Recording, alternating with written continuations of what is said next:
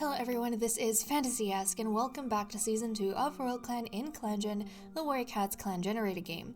When we left off in the previous episode, we had a death and mourning because one of our elders, Scorched Moss, unfortunately passed away, but it wasn't a tragic passing because she lived a very full life, and something I completely forgot to mention, but her passing meant that she was going to be, or means that she is going to be reunited with her first love and mate Watergale and her kittens that passed before her. So essentially she's going to, her true family in Star Clan. Because, yes, in life she died feeling happy that she managed to at least, get Flailstorm's love, but I personally feel as though Flailstorm is a fake cat, and he had a very fake relationship with her.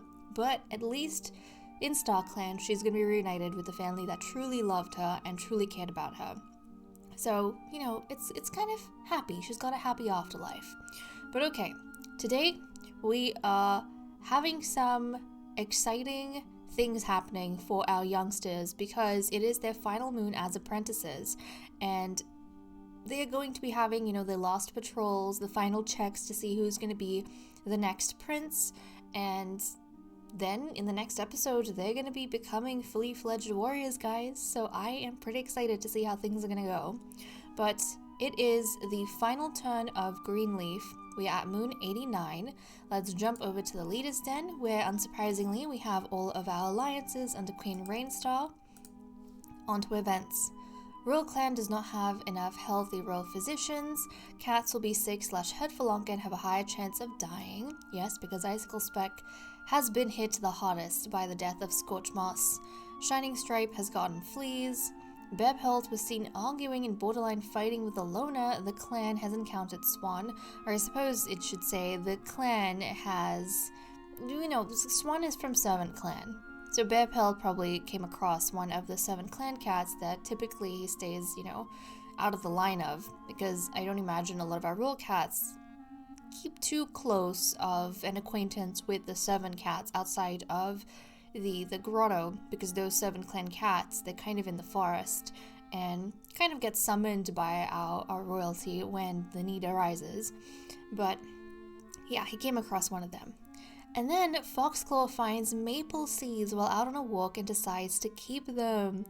One of my favorite events that happen is when cats actually get little things to decorate their pelts with. It makes me so happy. But Foxclaw, look at that. He has a maple seed. And actually the last time I remember seeing a maple seed on a cat was, as an accessory, I think was with Slope Flick, if I'm not mistaken, from Luminous Clan. So it's kind of nice to see this on Foxclaw. And I think suits his fur quite well as well. Okay, well, everyone, aside from Icicle Spec, of course, seems to be in a good mood. Let's check up on the Medicine Cat Den. Icicle Spec was given time as treatment for grief-stricken, and then for relationships. Icicle Spec scoffed loudly at one of Foxclaw's suggestions. Icicle Spec takes a bout of bad weather as a bad omen about Frostfade. Flailstorm learns that Bebhelt told a clanmate one of his secrets. Flailstorm, Foxclaw, and Frostfade had a nice talk while eating. Flailstorm explains what a joke means to Icicle Spec. Shining Stripe stops and thinks before assuming the worst of his brother Bebhelt. Well, I'm glad, because you two are supposed to have a really good relationship. Foxclaw was complimented by another clan during the recent gathering, but Shining Stripe wasn't. Shining Stripe mentions that Flare Freckle looks good today, his younger sister, so that makes me really happy that these two are not at odds, because currently Shining Stripe's mate is kind of in between them, sort of. Flare Freckle, Frostfade, and Inkfeather had a nice talk while eating. Flare Freckle learned some pelt grooming techniques from Ghostfeather and tells Ghostfeather some of her own. Oh, she's finally giving Ghostfeather some attention, which I think Ghostfeather's going to be really happy with, because last episode Flare Freckle started a new romance with his brother Foxclaw, and I think that would have come as a bit of a hit. Bebhelt and Queen Rainstar joke around about how bad the other clans smell, some things that have been rough for Ghostfeather lately.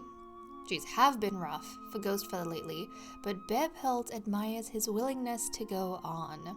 Yeah, Bearpelt's been keeping an eye on Ghostfeather. And then Bearpelt goes out of his way to catch Foxclaw's favorite prey, and then he is back at it with his flirtatiousness. Inkfeather is prancing around in front of Garlic Glow. This is interesting. I think Inkfeather hasn't had anything with Garlic Glow in a while. I'll have to check. I don't know if there's any lingering romance. But interesting. I keep getting mixed up between Inkfeather, Garlic Glow, Flare Freckle, and Rainstar. But I think it's Flare Freckle and Rainstar right now that have a new thing going on. And Inkfeather and Garlic Glow had something going on from beforehand. But okay. Inkfeather was flattered by Riverpaw's politeness this morning. That's cute. And you know, last time we saw that moonlit stroll with Quill, Runner, and Inkfeather, and I was getting really excited for Quill Runner because his feelings for her were growing. But it's not kind of happening on Inkfeather's side. So I'm a little bit worried about that. Quill Runner can't help but admire Foxclaw's pelt. Quill Runner's clanmates notice that he talks a lot about Riverpaw. Shining Stripe helps Frostfade fix a matted piece of fur on his back, some uncle-nephew bonding. Frostfade, Queen Rainstar, and Garlic Glow took a sunbath and had a little small talk. Riverpaw draws a pretty symbol in the sand that Frostfade makes sure not to mess up. Oh, that's cute. Because Frostfade's actually been doing a lot to help train Riverpaw alongside his own apprentice Cinnamon Paw, so this is kind of nice. Foxclaw thinks clanmates talk more highly of Flailstorm than him. Cinnamon Paw's laugh reminds Ghostfeather of someone he misses. Freezefur overhears Queen Rainstar saying something kind about him. Garlic Glow overhears Bearpelt educating clanmates about their fallen ancestors. Garlic Glow and Foxclaw apologize to each other at the same time. The clan is surprised to see Queen Rainstar and Ghostfeather chatting casually over a meal. Queen Rainstar hears a nice story about Quill Runner. Cinnamon Paw learns something new about a clanmate from Garlic Glow. And Riverpaw is able to work together with Shining Stripe. Okay, so that's all we have for events. Let's wrap up over here and move on to the cat list. Okay, let's continue with the cat list. A quick reminder on our loyalties over here. Now, in terms of relationships, there were a few things that I noticed. First up, with Inkfeather, she has a new romance with Garlic Glow. So I mixed it up when I was talking about, you know, the female cats that were linked up. For some reason, I thought Inkfeather and Garlic Glow had a thing going on, and Flare Freckle and Rainstar. But actually, Flare Freckle has had a thing going on with both Garlic Glow and Rainstar. Before, it used to be the Garlic Glow, and Garlic Glow was queen. And actually, now that I think about it, Flare Freckle might have a thing for queens. But this thing with Inkfeather and Garlic Glow, that is new. So I don't know why Inkfeather might have suddenly turned around and, you know, started prancing around Garlic Glow, other than the fact that Garlic Glow, if you think about it, appearance-wise, is a complete opposite. Inkfeather has green eyes and a black coat, whereas Garlic Glow has this beautiful white coat and blue eyes. So maybe the fact that Garlic Glow is her opposite is fascinating to Inkfeather, and she finds Garlic Glow to be a very beautiful cat. That is the only thing that is currently going through my mind. That aside, we had a change with Bearpelt. So Bearpelt, guys, has had a romance gain with Foxclaw, which is very unsurprising. So he actually went out of his way to catch Foxclaw, his favorite prey. Bearpelt, to me, feels like a cat that has multiple mistresses, and he keeps jumping between them, trying to keep each one happy. But in this case, you know, we're talking about all of them being male cats, but he keeps jumping back and forth between Foxclaw and Ghostfeather. He wants them all. He wants them all. If Foxclaw and Ghostfeather had another sibling, he'd probably want them too. In fact, I think they did have another sibling who passed on. But you know, now I'm curious. Who was their sibling? Who was their sibling? Houndpaw. I think Houndpaw was a sister though. But still, if she was alive at this time, I feel like he would probably go for the whole litter. I feel, which is a bit strange, but you know. He has it. I don't know what it is. He really has it for these two brothers.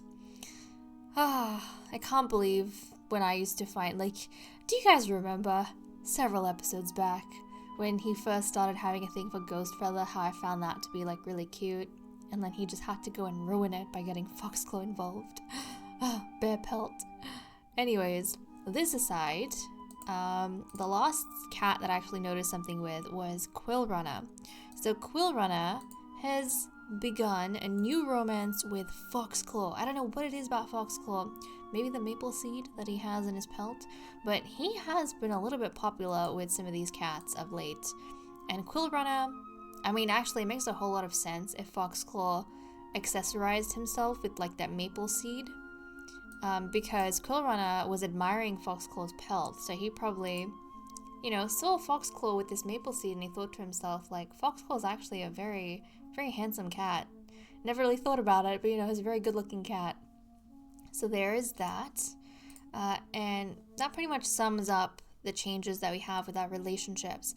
Now let's jump over to Inkfeather and see if we can get a nice matchmaking session between Queen Rainstar and Shining Stripe. Yes! Okay, so trust, platonic like, respect, and romance has increased. Jealousy has decreased. I think, after a couple of episodes of back and forth and giving each other the cold shoulder, Rainstar and Shining Stripe have come back to each other and are craving each other's company, and it's like they can't be mad at each other anymore. I mean, they weren't really angry, but you know, the sass has sassed out. They have no more sass to give each other. They just want to kind of cuddle up, I think. So that's really cute, them two together. But guys, I'm getting a little bit worried because Rainstar has spent like so many moons like tied to Shining Stripe, but not really giving us a litter. And she's getting up there in age. She's like 118 moons. Shining Stripe is 83 moons. And I'm worried now because the older they get, the smaller their litter is going to be. Like, when I introduced her, not only was she a little bit younger, but Shining Stripe was too, and I was kind of hoping they would give us a decent sized litter. But no, we might just get a really teeny tiny litter. And the thing is, like, unless it's a huge litter, it's also problematic then for us to have like any girls born, because the next girl to be born, we're gonna have to wait, like we have to prioritize her breeding into the clan over a servant being elevated, over an outsider breeding in the clan. So we're gonna have to wait like 12 moons for that female to grow up into an adult. So when there has to be a female born, it's actually better if we have like multiple litters born close together. Then like the second litter can have a female, or if we have a really huge litter, we can have a female, because then we have a few kittens to, you know, follow the childhood of, the trajectory of. But it's kind of hard at this point. Like, they start putting themselves in a bit of a difficult position, but we'll see how all of that goes. I will say though, we're not killing for numbers just yet, because we are in a like comfortable zone with our 15 cats. We are reasonably comfortable. We're not like, our survival is not threatened at this point in time. Okay, so let's, now that we have finished that up, see what everyone is doing for the day. Queen Rainstar helps around camp in between her duties. Garlic Glow guards camp. Icicle Speck plans to guard gathering herbs today. Inkfeather purrs as a cool breeze hits her. Shining Stripe is worrying about asking Icicle Speck for help for something minor. Flare Freckle is worried Flailstorm is overworking himself. Bear Pelts can't find Inkfeather anywhere. Quill Runner can't sleep because of the bugs and the heat. Frostfade is giving some advice to Freezefur, and I think Freezefur would appreciate that, because Freezefur has a crush on Frostfade that's, you know, unrequited. He's been rejected. It's slightly awkward, but they've gotten over that, I think. And you know what? Freezefur, we talked about this last time, has been, I think, struggling with getting his apprentice to catch up to his brother, and he has been sending Riverpaw out with Frostfade a lot so that he can kind of, you know, be under Frostfade's supervision and learn maybe from how Frostfade teaches Cinnamonpaw. And I suppose Frostfade is, in relation to that, maybe trying to give Freezefur some advice, because this is going to be the final patrols for their apprentices before they become warriors. Foxclaw, so a kitty pet with no fur at all. Ghostfeather wants to compliment Freezefur's fighting techniques. Freezefur wants to critique Flare-Freckle's fighting techniques. Cinnamon Paw is thinking about his life choices. Riverpaw wonders if Flare-Freckle was a good apprentice. Flailstorm is feeling rather chipper today. Okay, now let's really quickly check up on the rankings. We'll do one final check after patrols, but this is essentially going to decide who becomes the prince in the next episode from this batch, who gets the title of prince when they become warriors. And unsurprisingly, it is Cinnamon Paw who has maintained his position as like the best of his batch from the moment they started training. So Cinnamon Paw has 46 experience and his brother has 38, so he's like way ahead of his brother. But that means that when he becomes a warrior, along with his warrior name, he's going to get the title of the Cinnamon Prince, which actually sounds pretty nice.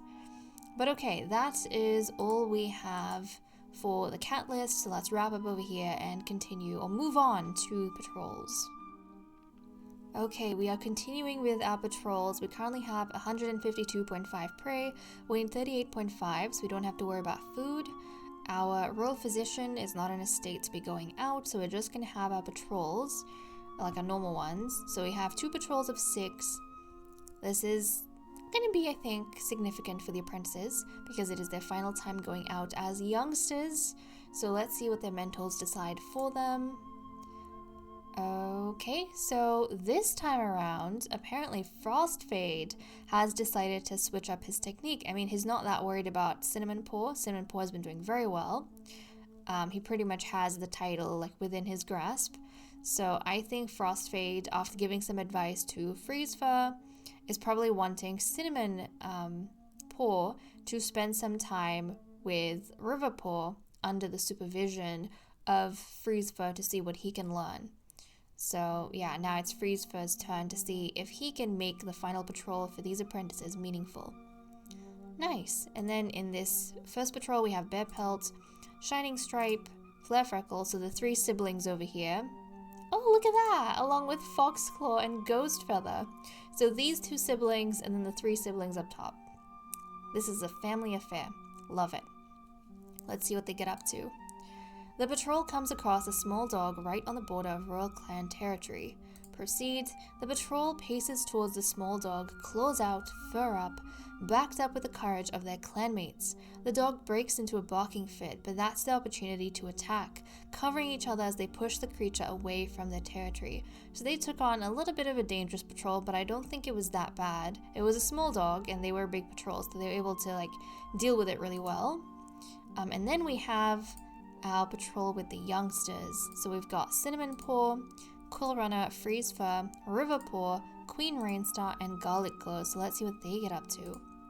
On their way to mark the far corners of their forest territory, Queen Rainstar starts telling a story of their ancestors to keep every cat entertained. Proceed. It keeps the cats' minds off their long, shady walk. The patrol goes quickly and easily. Okay, so it was a very peaceful, calming patrol.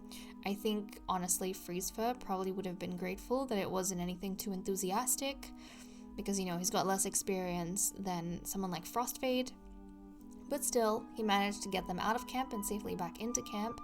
And now they're going to be ready to have their warrior ceremonies. But I think this would have been good for the apprentices to kind of, you know, cool down from all of the training, all of the competition, and to just gather their thoughts, maybe relax a little bit as they are about to become warriors. And a final check on our rankings. Cinnamon Paw has 47 experience and Riverpaw has 39, so yeah, for sure Cinnamon Paw is going to be the Cinnamon Prince, which is very good to see. But okay guys, with that said and done, I'm going to leave off here. Thank you so much for watching. I hope you all enjoyed, and I will see you all next time. Bye bye.